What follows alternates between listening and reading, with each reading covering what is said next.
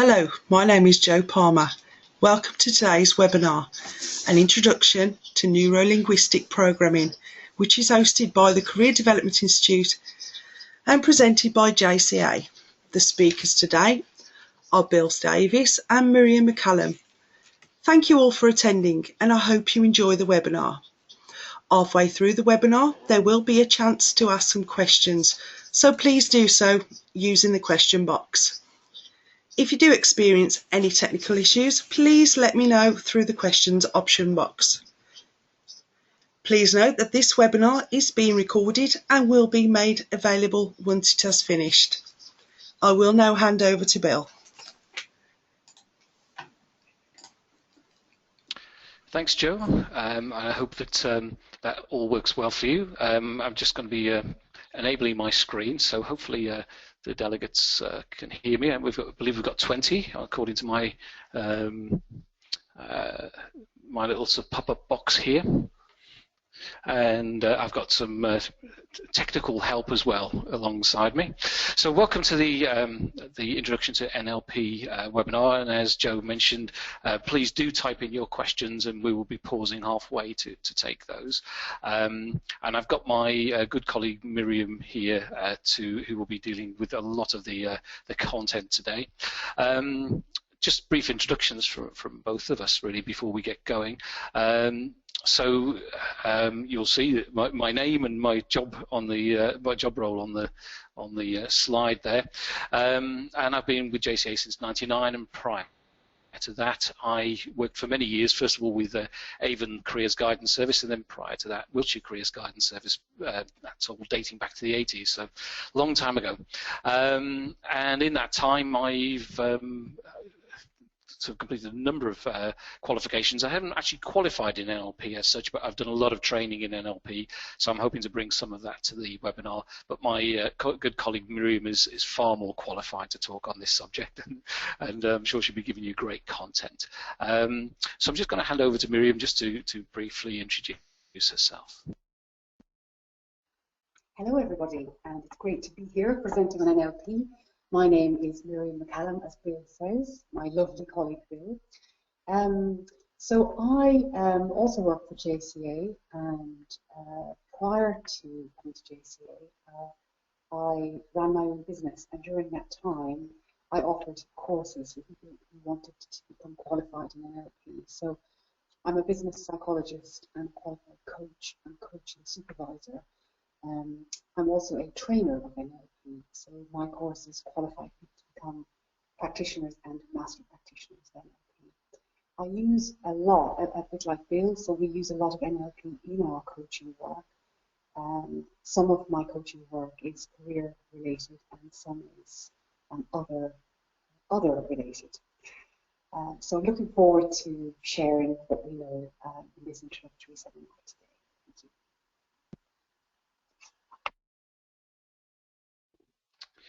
Thanks, Miriam. So I'm going to now hopefully go through some slides. Just a brief introduction before I hand back to Miriam. And I'm just getting some technical help here. So I'm just going to introduce who we are, really, first of all, as a business. So both Miriam and I work as consultants within JCA. Our marketing slides on the front here, but essentially we are a people development business, and we work with companies who are looking to develop leaders and managers within their business predominantly. So that's a big chunk of what we do, and both Miriam and I are coaches within that frame. But also JCA does have a whole set of tools for working with people around careers, particularly those people who've become disengaged, so they're long-term employed perhaps, and or people who are just starting off on their careers. So we do a fair bit in that arena. Most of our technology is based on emotional intelligence, and if you can want to find out more, then you can visit our website, and we'll come to that at the end. So what's today about? Well, this is an introduction to NLP, so we're hoping to look at what it is, how it's used. NLP can be a bit contentious, so we'll be touching on that and have some responses around that, because there is debate about it and its use. we want to sort of really share our own personal views about how NLP can be used, and what are the key considerations for people who are starting to think about using NLP. Will hopefully be helpful in terms of first steps, how you can find out more, how you can get trained, as well as touching on case studies in terms of how we personally have used it as well. So some of the learning outcomes are around that. What is NLP? What's the debate? What are the key considerations? Some tools and techniques that Miriam will be talking us through.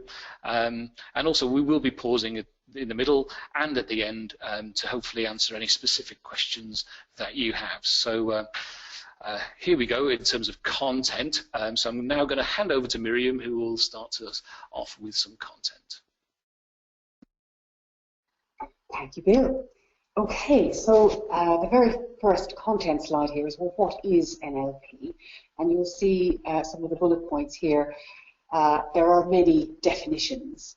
There are hundreds of books on NLP. Some of you might have read some of them, and they tend not to have a consistent definition, so that makes the field a little confusing to start with.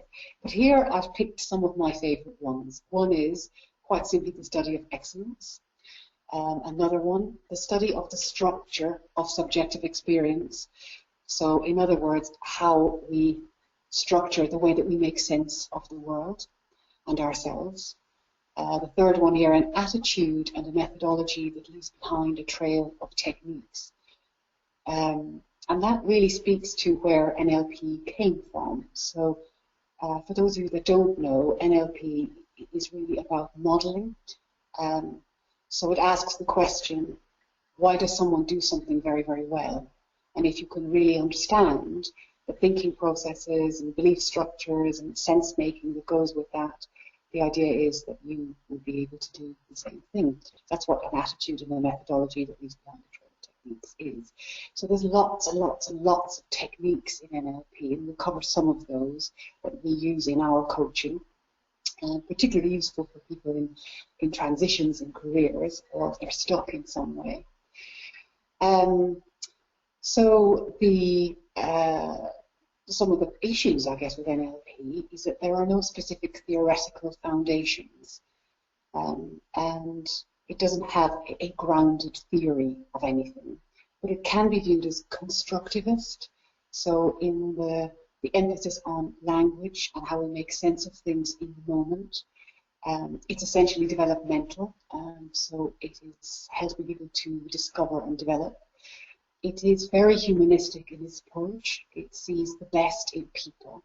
So quite a lot of shared philosophies with positive psychology as well. And it's probably best to view it as a field rather than a theory. So it's a field or a collection of approaches. And it's generative, so these approaches keep being added. Different techniques and methodologies keep being added all the time. So it's been around now since the 1960s, and people are still adding to the field. So there's lots going on with NLP. So the next slide is, I know we've got an hour. I guess if we only had 1 minute, this is what an NLP 1-minute seminar would be.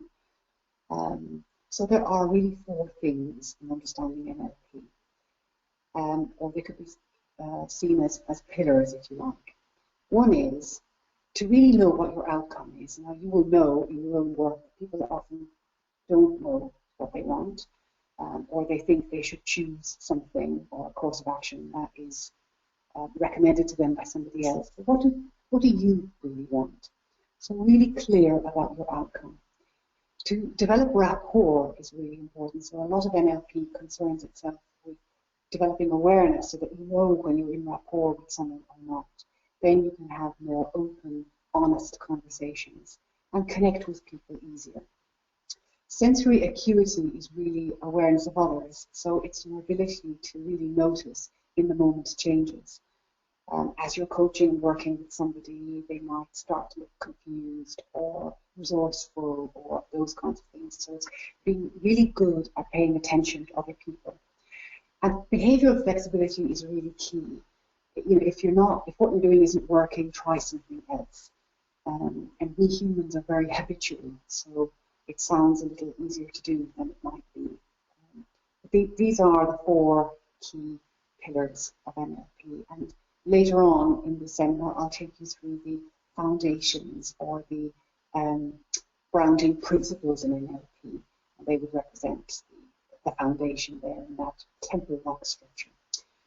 So that's kind of what we're doing with NLP. So in the next slide, it's quite nice to see all these people, because whatever you read about NLP, it's quite generous, I think, as a field of approaches, in that it is very good at acknowledging where this all came from. So the top left, we have Bandler and Grinder next to him, smiling there. So these are the 2 founders of NLP. And they really set out to ask the question I said earlier, and this was initially with therapists. Why are some therapists really brilliant at what they do and get extraordinary results? And if we could figure out what they're doing, maybe we could teach that to other people. So that's how NLP was born, if you like. So we've got Robert Dilts, looking rather young there in that picture. So he worked with Bandler and Grinder. Judith Delosier, who's beside him there, she was married to John Grinder. So they were all involved at the very beginning in modelling some of these people below. So we have at the bottom with the sort of purple shirt, we have Dr. Milton Erickson. He was the first medic to bring hypnosis into the medical world. And his work was using hypnosis. And Bandler and Grinder modelled his techniques and the kind of language patterns he used. And those are taught, and it's called the Erickson model or the Wilson model on many of the NLP practitioner and master practitioner courses. And this very beardy gentleman is Fritz Perls. So his work, you'll be familiar with Gestalt therapy, so this is the same Fritz Perls. So some of the work, some of the techniques in NLP utilize time and the concept of wholeness. So they have been modelled from his work. And then the last lady here is a lady called Virginia Satir. She's a family therapist and very well known for her work as a therapist. And Bandler and Grinder modelled her, and she was very famous for using very specific language patterns. So she would ask people when they said they were feeling unhappy, she would say, so how specifically are you feeling unhappy? So this is what we call the meta model, and those language patterns are taught on the NLP courses as well. So there's a lot about language. A lot of that has come from modelling. So just to give you an idea of who all those people are. So I mentioned earlier the useful assumptions. Oh, in fact, before the useful assumptions, we have the NLP communication model. This is in, again, all the books and all the courses, and it's something you would cover early on in NLP, and it's a little simpler than it looks here, but the idea is that we have many external events that are stimulating us and acting as stimuli all the time. Those get translated in our inner world through various different filters. And there is an idea that we have between maybe 2 million pieces of information that are stimuli in any moment, any given moment. But the way we filter our information, we end up with only between 5 and 7 consciously in any second, for example. So the filters are interesting to explore. So we filter our experience and we give rise to our own internal representation or our own map of the world. So the external events come in and they're filtered through, obviously, time and space. They're filtered through language. I mentioned language earlier. So depending on how specific your language is or how global your language is, you might end up with a different representation. Memories and experiences, past decisions, meta programs or thinking patterns, our own values and beliefs, our own core attitudes. All of these things are filters. And at the very top there, we have 3 words: delete, generalize, and distort. So they are, I guess, more obvious filters. We delete a lot of information that's right there in front of us because we're not really paying attention to it. We generalize, that's how we learn. If something happens to us in one situation, we often will assume the same thing will happen again. And we distort, again, very similar to the other two, actually, but we might catastrophize, we might imagine difficult things are going to happen and actually distort what reality is presenting to us. And sometimes we have really good patterns for doing that. So really, one of the things you're trying to do with coaching using NLP is bring into your awareness the kinds of filtering that's going on, so you can start to really understand someone else's internal representation and their world.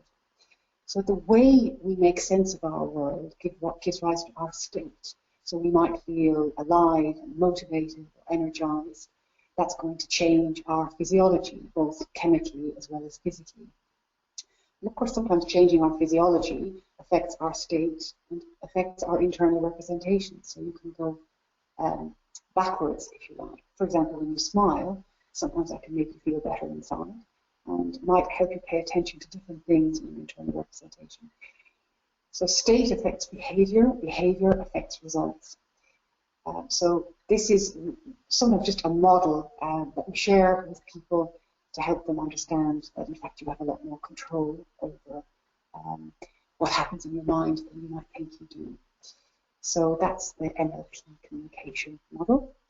So I mentioned earlier some assumptions. So this is the foundation of the 1 minute seminar I talked about earlier. These aren't all of them, but there are some of them.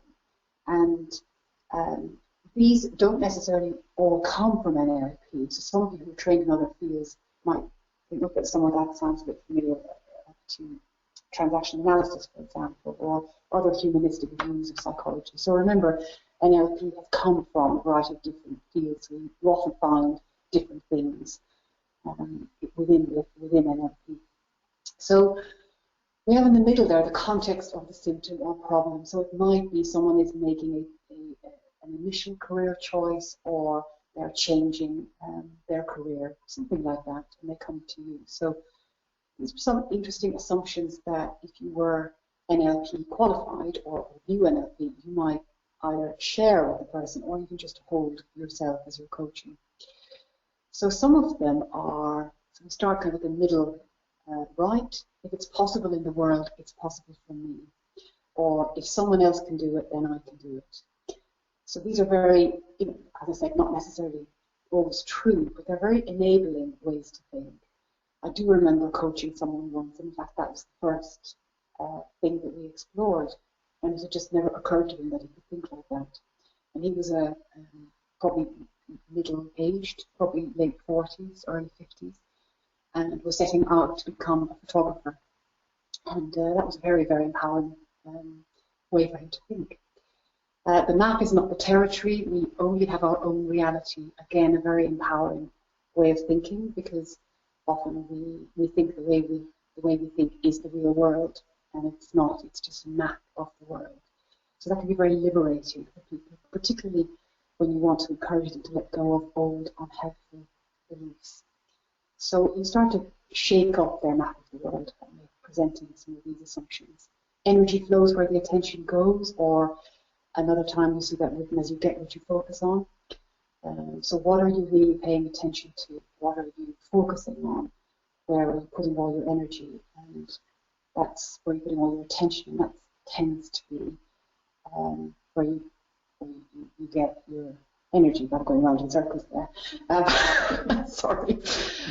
Sometimes it's easier to say you get what you focus on. So if people are always focusing on failure or getting something wrong, or not being in a very happy job, or not feeling particularly empowered, then that seems to be what happens to them. So it's a good awareness raising tool. Feedback versus failure, so the expression we use here is there is no failure, only feedback. Again, helping to make people resilient, to learn from mistakes and see them as learning rather than failure. Positive intentions is an interesting thing as well. So this is where NLP takes the view that people always make the best choice that they perceive available, which is the one to the right of that, because we always have a positive intention to all of our behaviour. So if we make a mistake or do something wrong, it's not that we set out to do that, but we set out with some kind of positive intention. So when you are working with someone through change, for example, it can be a very good self-forgiveness tool to honour the positive intention of something, a difficult behaviour or experience that people keep encountering. So these are assumptions. You can have someone work through those, or you can work through them yourself. But they're useful thinking strategies that tend to, as I said, shake up old maps of the world and actually get people more open to change and thinking about things differently.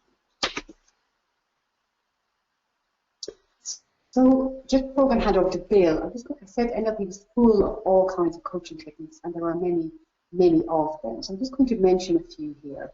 So we've got an elephant here. Some of you might be familiar with that poem, The Six Blind Men, and they're all touching this elephant. And of course, because they're all in a different part of the elephant, they're seeing different things. So there is a technique in NLP which has many names. One of them is the meta mirror, or perceptual positions. And the idea is you can take a different position and then see reality in a different way. So, for example, you could take yourself, position one, and then somebody else, might be someone that you have a conflict with, or a boss, for example. And then if you imagine you were them and you could see the world as if they would see the world, you have obviously more choice about how you respond to something. That would be the second position. The third position would be an observer position, where you take the view that you can look at people and observe this interaction of these two people. Suppose you see more, you have different information with these different positions. You as yourself, you as the other person, you as the observer. And that's a very common coaching technique. And again, it shakes up old, inflexible ways of looking at things and makes people more open to possibilities, more choiceful. With something called well-formed outcomes, which we're going to share with you later. So this is just a very simple way of setting a goal, rather like grow, actually, with a couple of extra really useful questions so that the outcomes are well formed. And this can help shape someone's career decision, for example, or some outcome or challenge that they would like to achieve. So I mentioned the NLP communication model, which is all the cogs in the brain and all the different points at which you can intervene and help someone through a change or a transition. The different colours in the triangle represent one way of looking at something called logical levels, which is really a congruence model, how our passion and our sense of meaning and purpose can be aligned with our values, our beliefs, our behaviours and our environment. So later Bill is going to explore that with you, but in a slightly different way. So it's also called the onion model. There's an example of one there. The two hands represent an internal conflict someone might have. So often they'll say, you know, part of me would love to go back to university, and a part of me would really like to focus on my career now and get on the career ladder, for example. So the person is kind of in two halves or in a conflict. So that's called parts integration. Has a couple of other names as well, but that's one of the names. And the idea is you metaphorically ask the person to represent those different parts on the two hands and actually start having a conversation about the positive intentions of each of those parts. So it just helps get a deeper understanding and actually helps integrate and helps the person make a really good decision. The last thing here is the Gestalt. This is a timeline. So timeline therapy is taught on most NLP courses, and this is very much around patterns that have gotten here. So working with the person, sometimes using some hypnotic language to help them reconnect with the first time something happened. They made a limiting decision, they made some kind of mistake, or something's happened to them in the past. So you are bringing learnings from the future to the past and sort of healing what's happened there, and working on with the timeline in this way. So you bring all that learning to the future.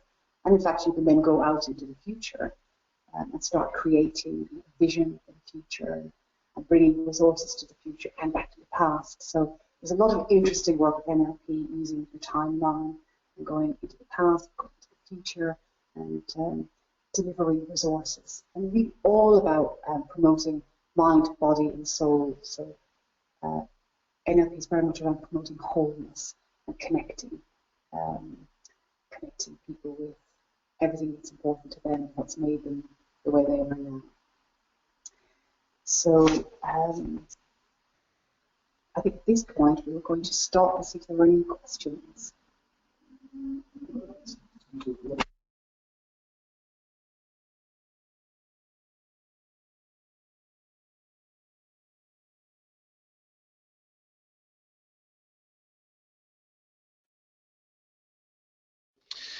Hello folks, I think we've got a bit of a technical snag here in terms of the, I can't see the PowerPoint at the moment,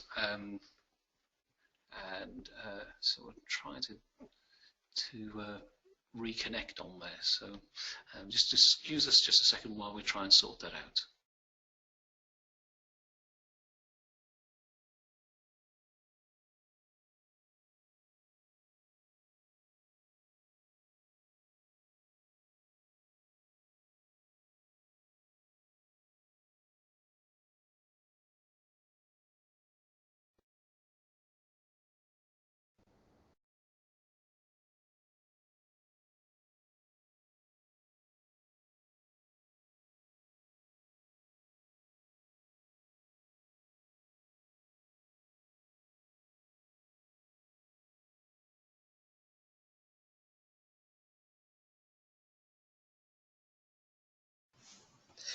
Hi everybody. I just want to repeat the fact that there is a chance to ask questions.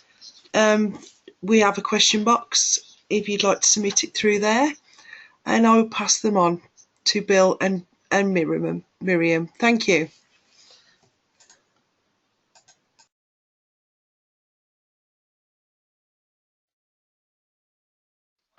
Thanks, Joe. I think we've sorted out the technical issue at this end. So just before we take questions, Miriam, would you want to just say a little bit about well-formed outcomes? Yes. So I mentioned that this was one of the techniques. Sorry, I had a bit of feedback at that moment. Really difficult for me to speak. I'm all right now. So well-formed outcomes is one of the techniques that I briefly mentioned in the previous slide. So these are the kind of questions you ask. So you'll notice they're just really coaching questions. But the idea of a well-formed outcome is that it is specific. So, for example, what kind of career do you want? What do you want to be known for? And trying to drill down, what is it that you really like doing? What specifically do you love doing? So you're actually using some of the meta-model questions there. A good well-formed outcome will have evidence, very clear evidence criteria. So you would ask a question like, okay, so when you achieve this, what will you see, hear, and feel? In other words, how will you know when you've achieved this, or what will your evidence be? Another element of a well-formed outcome is that it is ecological, in that how well does it fit in with your values and personal vision or your life right now? So is it ecological? Do you have to give up something that will be very difficult for you to achieve this? So it's an interesting question. Similar ecology questions are, what might you lose by doing this? What might you gain? What will this make possible for you? A well-formed outcome needs to be within your control, so it can't be about helping someone else achieve something. So is this within your control? Or what elements of this are within your control? And then some goal questions in relation to this outcome. Where are you now in relation to that? What is next for you? Who or what can help you? So just really good coaching questions, but that's an example of getting to a well-formed outcome as one example technique. Lovely, thanks Miriam. Just a little bit of input from me before we move to some questions. Hopefully this is an opportunity, if anybody's got any questions, just to type them in, and then Joe will be making a note of those and then feeding them through to us. So we'll have a short break for any questions. So just a brief input from me. I call it the onion model. Logical levels is the more technically precise way of describing this, and just wanted to say that this is one of the most useful ways that I found as a practitioner, certainly within the careers realm, but more recently in the coaching realm, to be thinking about my clients and what I knew, what I'd investigated, and what they knew about themselves in terms of goal achievement. So typically, as I'm sure as practitioners, you will be constantly working with people to try to help them identify their goals and what's stopping them and what's helping them. And this, for me, sort of captures it in a nutshell almost, or in an onion. So at the very end of that line from self outwards, the very end of that is kind of goal setting, really, is you're trying to get them to a goal. And typically, I'm sure you're all very well versed in generating action plans towards that. And for me, I think NLP and the logical levels really helps me think about all the facets that are involved there. So all of these need to be aligned, or they need to be congruent, as Miriam was saying. If they're not in alignment, then they're unlikely to get to the goal.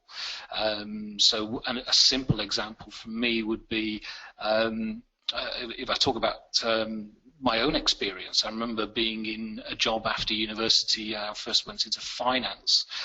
The environment and the people were great. My capabilities and behaviors and competencies were fine. I was in the job, I was getting trained, I was getting good feedback. But it was the inner bits of the onion that just didn't work for me. My values and my beliefs really weren't in line with the goals that were being set within that job role. I just felt really out of sorts within a job that I felt was actually quite mercenary. And I remember thinking quite badly about myself, and I remember thinking just how awful the job was, and it was just very, very personal. And that was just a simple example of how myself and also my identity, I think, was really getting in the way of me achieving within that role personally, and my congruence with that job. As I say, I was getting all the right ticks from my manager, etc., but it was just not aligned. So this is just a simple example, but it's really a helpful checklist, I think. So we've covered quite a bit of content. Well, Miriam has there. So what I'm going to do is I'm going to mute myself and then hand over to Jo, and she will tell us whether there are any questions that are filtering through. Thanks, Bill. I think everyone is happy with the content so far. I'd just like to remind the delegates that the presentations are available to download after the webinar. Bill, please feel free to continue. Lovely, thanks, Jo. And again, just to say that if anybody does have any questions, typing them into the little box, we'll filter them through to Jo, and she will ask us questions at the end that filter through. So we will crack on. So we'll move on to the next slide, and really here we're starting to look at some issues, and Miriam's going to just address some of the more common issues that get thrown up around NLP. Thank you, Bill. So I think one of the most popular issues is that NLP seems manipulative and unethical and all kinds of things like that. And I guess it could be, if that's your intention of using it in that way. But in and of itself, I wouldn't say that's the case. I think the language patterns are really interesting. So I mentioned hypnosis earlier. So there's one of the language patterns is all about global hypnotic language, and the other opposite is all about very specific language. So sometimes people can use hypnotic language to direct people's thinking. So in that way, I guess we could use it in a very manipulative way. And in fact, some of the early stage hypnotists, some famous names there as well, did give NLP a bit of a bad name because people felt it's going to make you do something you don't really want to do. I think when you get trained in NLP, though, and this was certainly my experience, you understand the power of language and what it can do. So, provided your intention is good, and if you are using hypnotic language and you are influencing someone's behaviours with their permission and part of the coaching work that you're doing. Hi, Miriam. I thought I'd just. Hi, Miriam. I thought I'd just come in on there, just to say that. When Miriam talks about that, it becomes very obvious to me that some of the main proponents of hypnotic language are politicians, and basically they use this kind of vague language all the time, and you'll notice it. You know, it's some very powerful orators. They'll get up on their feet and they'll say, "Look, we're going to make this a better country. We're going to get to a promised land. We're going to improve education. We're going to improve health. We're going to sort of make people better. People are going to take control of their lives. They're going to become more empowered. They're going to sort of be more vibrant, energized, and we're going to work collectively to a greater good." And what I've just done there is to give you a whole lot of high-level language with absolutely no content.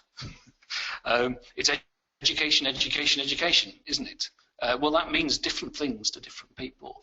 So NLP kind of makes us aware of the power of such language, because people, if they're not knowing it, are usually go, "Yeah, damn right, you know, they're onto something there." But what they're doing is they're bringing their own meaning to that vague language. The other thing is there's a very positive side to doing that as well. And sometimes saying, "I wonder if you can imagine what your future would look like." That's using hypnotic language in a very positive way. So, so yes, it's because of the power of language people might see it like that.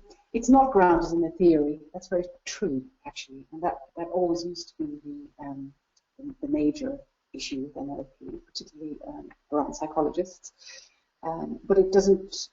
It never set itself out to be grounded in the theory. So as we said earlier, it's really a field. But it's quite right to say it's not grounded in the theory. Some training courses use high-pressure sales methods. In fact, some of them I know of use a lot of hypnosis to make you buy more courses, which I think is a bit naughty. I certainly wouldn't recommend those. And there are different standards and different governing bodies. So there is the Association of NLP, ANLP. There's the American Board of NLP, AB, NLP. There's the Professional Guild of NLP here in the UK, and there are many of these governing bodies. I think on their own they're fine, but they tend not to necessarily speak to each other. So you might find that depending on the governing body, you have different standards. So I guess that is an issue with NLP.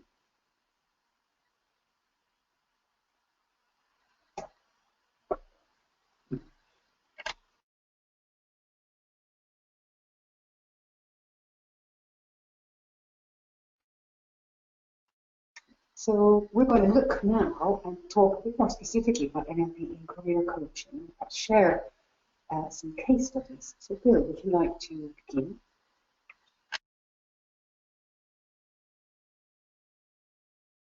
Lovely, thanks Miriam. Slight pause as we hand over to each other, you might notice.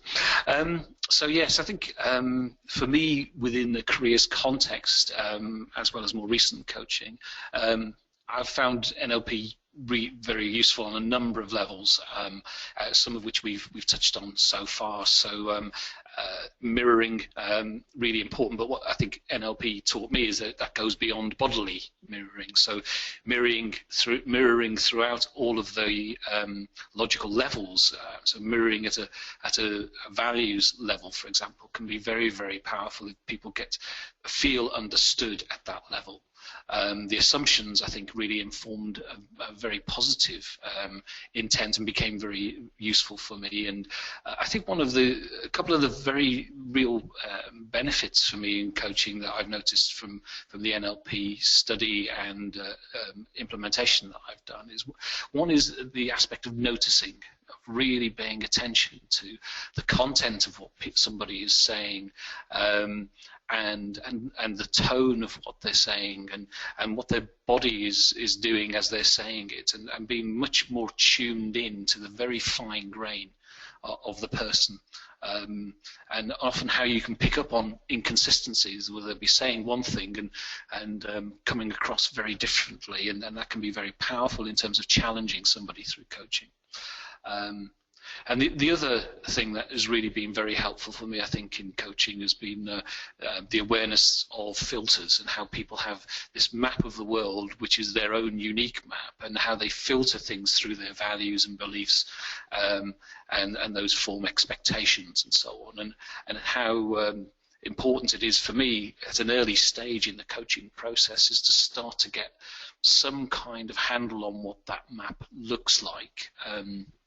Really very, very key to me to understand that it's about me, first of all, really trying to understand that. So building rapport and really understanding their map of what's going on, and not challenging too early before that investigation has gone on. I think it's rapport and information gathering are really key in that respect. But just turning to one case study that illustrates, I think, both the power and also a little word of caution as well around this. Is a case study of a short while back. I was coaching somebody with presentation anxiety. So he was a very senior person within the financial realm, very capable, fairly high up. And his career was starting to stall, and the reason why it was stalling is because he was getting a huge kick of anxiety as soon as he had to do a presentation, and this was starting to generalize as well. So it started to generalize into bigger group meetings, and then to start to generalize into even smaller meetings. So he started to get panic attacks, and it was one of those that really brought him to me, because he got to a stage where he almost threw himself out of a window high up in a building because it got so bad, the anxiety. And he tried all sorts of other techniques, and nothing had worked. So he got referred to me, and I used the rewind technique. It's given other names as well within NLP, like we've said earlier on, the same names for different things. But I used the rewind technique with him, and I'd been trained to do that. And what that essentially does is to, in a very safe way, enable somebody through a powerful hypnotic technique to re-experience a threatening episode or two or more. There's quite some number of facets to the technique. And I just used that technique once with him, and at the end of it, he said, "Oh, right, okay, was that it then?" Because you don't talk to them about the episode at all. It's quite a private experience using the technique. And I said, "Well, I don't know whether it's work. We can't know until you're in another situation which is similar to the one that triggers you." So we talked that through, and he went away, and we agreed to keep in touch and to maybe come back and do another rewind or what have you if that didn't solve the situation. And sometimes it does take 2 or 3 sessions to deal with it. And we kept in touch, and he didn't require any further rewinds. The next presentation he did went smoothly. Next group situation he went into went smoothly. I wouldn't say he lacked anxiety. He said he felt anxious. He felt the knot in his stomach. He was still very, very concerned, but he said he didn't get the overpowering feelings that had been present when he was getting the panic attacks. And I also did a lot of other things around the rewind technique. It wasn't just that. There was some breathing techniques I taught him, and we did some other elements. So it can be very, very powerful if it's used in a way, but at the same time, I did mention a word of caution. You do have to be trained in these techniques, and I think there's you have to use them carefully and in the right way, and the training will teach that as well. using hypnotic trance itself, is something that requires use in a very ethical way. So that was my example. Over to yourself, Miriam.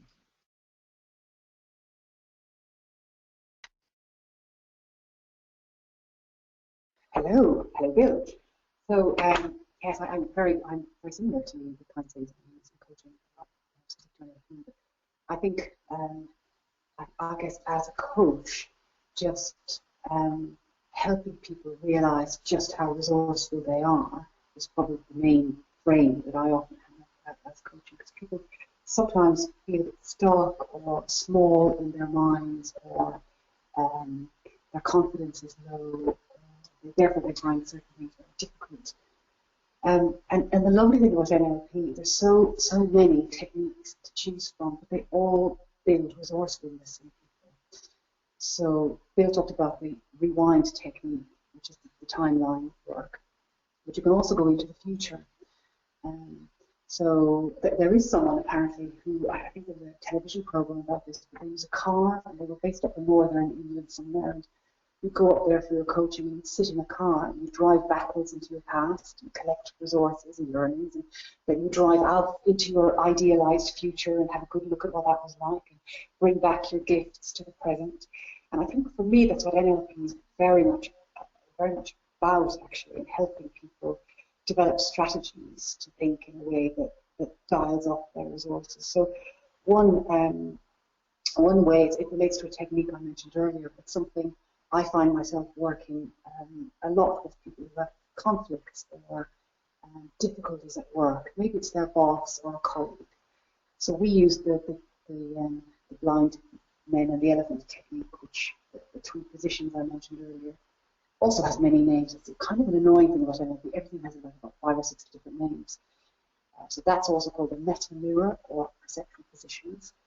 And I remember sitting down with this lady who had very low awareness of the impact she had on other people, and consequently had quite a lot of difficult relationships at work that she found really hard, and found it difficult to be able to do her job effectively. So just by doing that in one of our sessions, we had a room to ourselves, we had 3 chairs. She sat in each of them, and in each chair, the instruction was to experience things exactly as I would tell her. So the first one was you as you. So what do you notice about this manager? What can you see in this position? And then she moved to the next chair, and it was like, well, now you're the manager looking back at yourself. What do you see?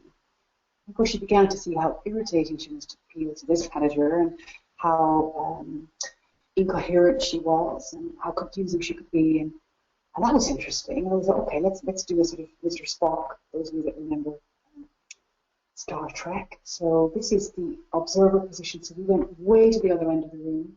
So looking at it from the distance with no emotions at all, just noticing what's going on. And straight away, she was able to widen her perspective. See, there's no trust between these people. There's no rapport in the meeting. And because of all of those different perspectives, she was able to put together some new ideas about how she might approach. In this case, it was just her manager. But it really helped her see people through other people's eyes, although you are working quite metaphorically, but that is how that works. So a very simple technique to do, and actually that technique, I would say, probably we don't need to be specifically trained in. So some of the NLP techniques, especially using hypnosis, I would say you do, but some of them are actually very simple, nice coaching techniques, which you could do just by following the instructions and using your own natural coaching skills.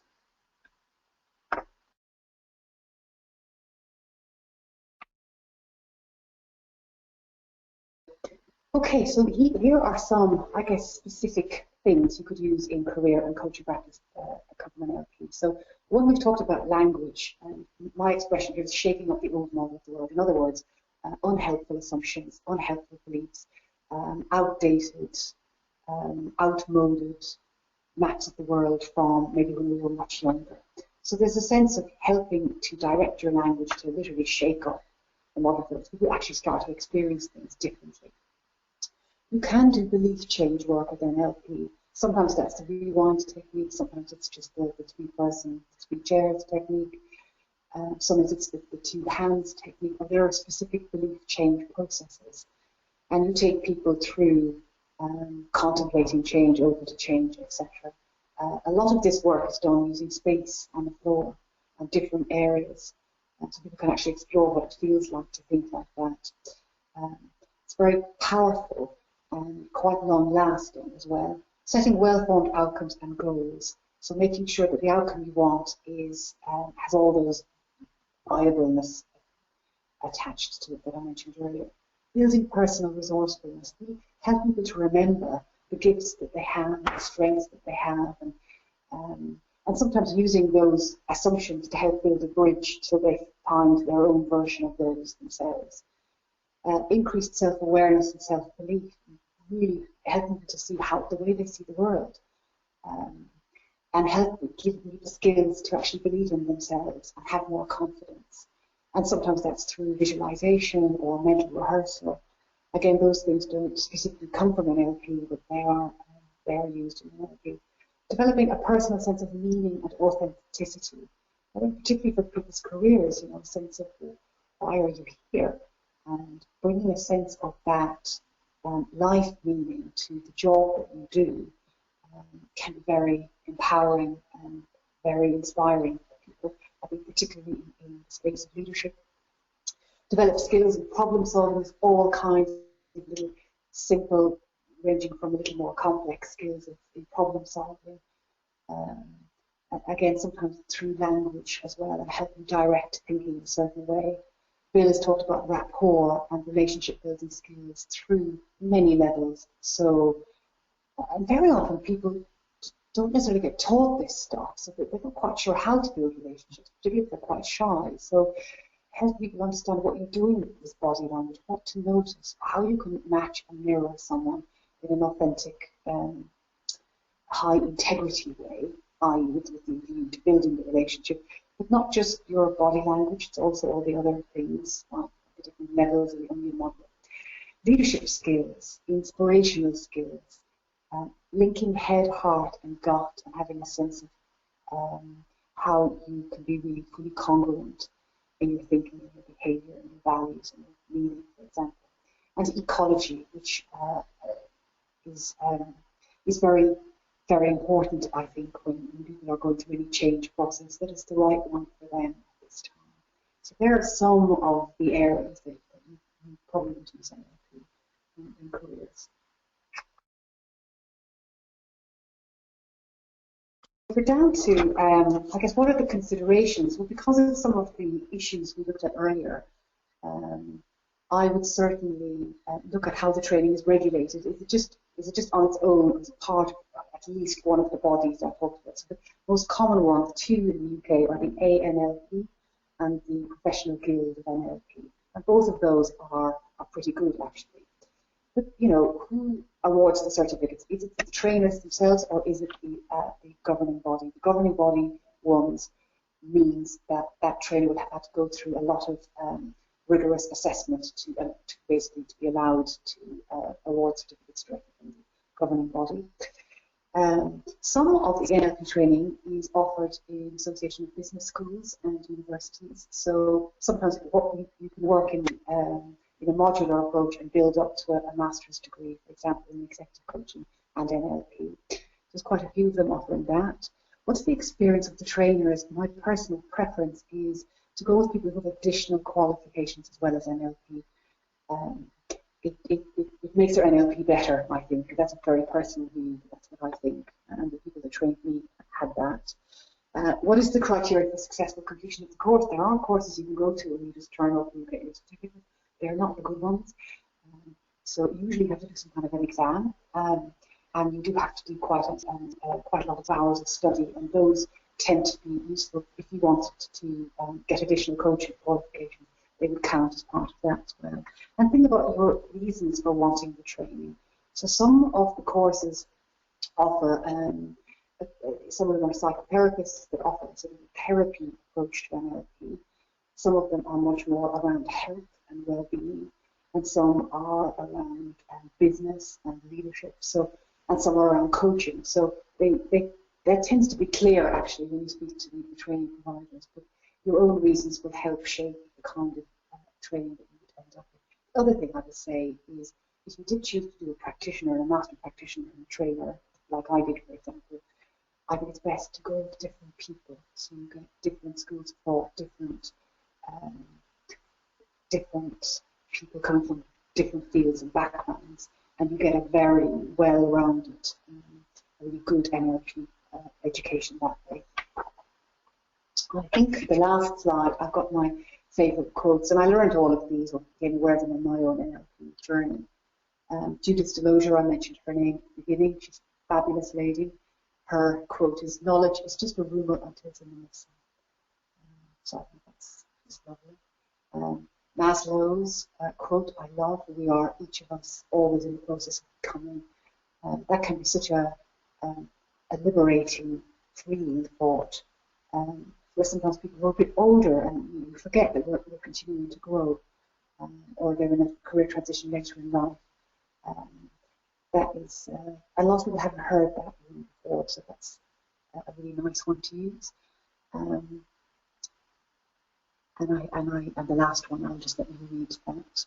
But again, it's, I guess, it's about building, essentially about building that resourcefulness and really thinking about how you structure your subjective experience.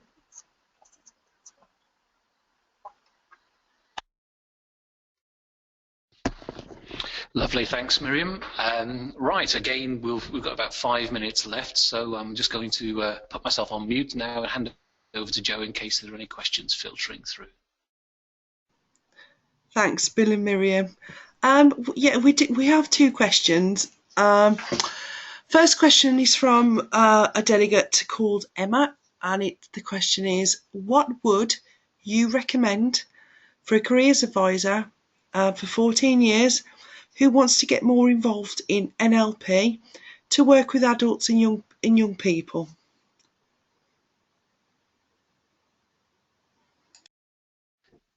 Okay, so thanks, Joe.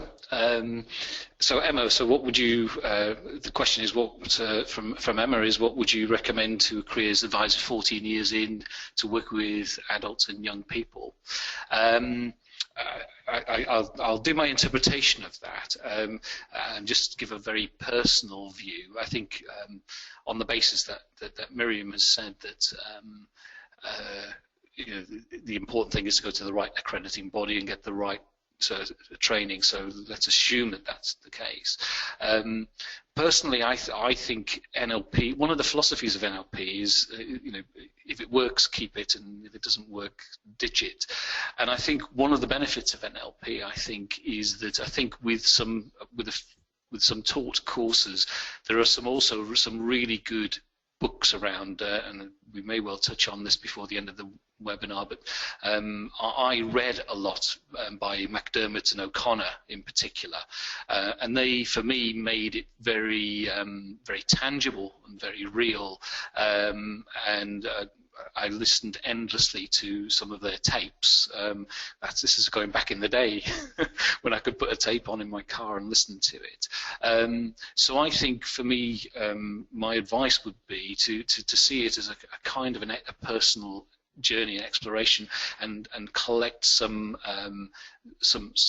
techniques and just apply them, and then just see what works for you. I think I'm going to hand over to Miriam first, because I think she may well have a stronger idea in terms of where maybe the starting points might be. My own learning style is to attend seminars, webinars, to read books, and then to take little bits and start to implement them. So just over to Miriam for her input on this. I'm not sure I would add a lot onto that, other than perhaps we could mention there's two books that I would recommend. One is by Joseph O'Connor. It's called NLP Workbook, and it's like a textbook if you were going on a course. It's a really good book, actually.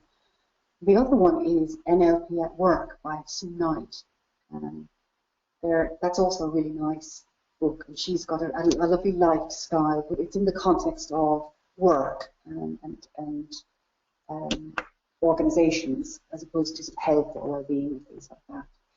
And Bill said that going to seminars is a really good idea. I mean, this is only an hour seminar, and there's so much we'd love to say, and we can't, we haven't got the time. But often people, so there's plenty of them around the country, the providers of these courses often do a one-day seminar. It's usually not very expensive.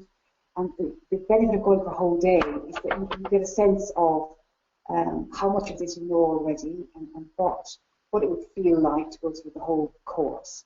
And usually they give you a taster of some of the practical experiences and maybe see the demo or something like that. So that's what I would recommend, Emma. I think depends on your own preference, but they are inexpensive. They're usually a day, and the idea is that you literally get a taster of what it would be like. Okay, thanks, Miriam. Hopefully that is of help, Emma. But it also reminds me to say that we are in touch with the CDI. So if that doesn't fully answer your question, and the same for other people on this webinar, we're very happy to respond to further emails and questions. But Joe, I'm going to hand back to you because I think there was one other question. Yes, yeah, thanks, Bill. And do you find NLP effective with younger clients, 16 to 19, where they tend to have a less self-awareness as a starting point? And that's from our delegate called Melanie.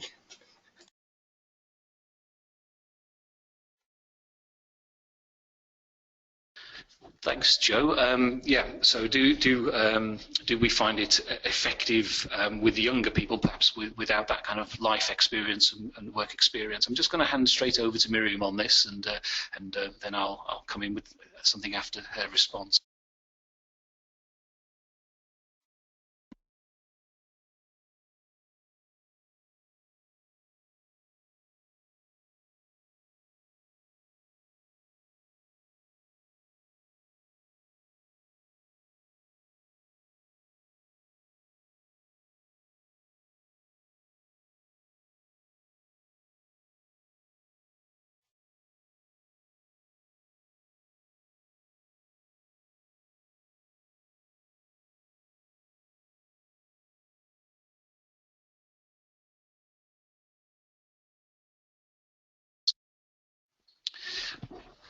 Thanks, Miriam. Yes, Melanie. I think I would tend to agree with Miriam there. I think I would want to also recognise that quite often working in a careers context, and I know it's a while since I worked there, but typically I didn't really have that much time with people. And I think some techniques do require you to have a decent amount of time with people, so that is a key consideration. But actually, certainly I've found a lot of the techniques I've picked up really creative, and you can get flip charts going, drawings going. You can work like Miriam has talked about, very physically in the room. And I think if you've got that rapport with somebody, actually young people tend to be, if anything, more open to that kind of way of working. And I often find it much more fun. They thought, oh, I'm just going to sit down and chat with somebody. This is quite a different experience. So it can actually sort of really engage, I think, a lot more. So thanks, Melanie. I'm just going to hand back over to Joe, just in case there are any final questions. We are a little bit over time, but we can probably take another question if anything's come in last minute. No, Bill, that's it. There's no final questions. Okay, then, Joe. Right, thank you. Thank you. I'll just hand back over to you. Thank you all for attending the webinar, and a big thank you to Bill and Miriam for such an excellent job. Thank you.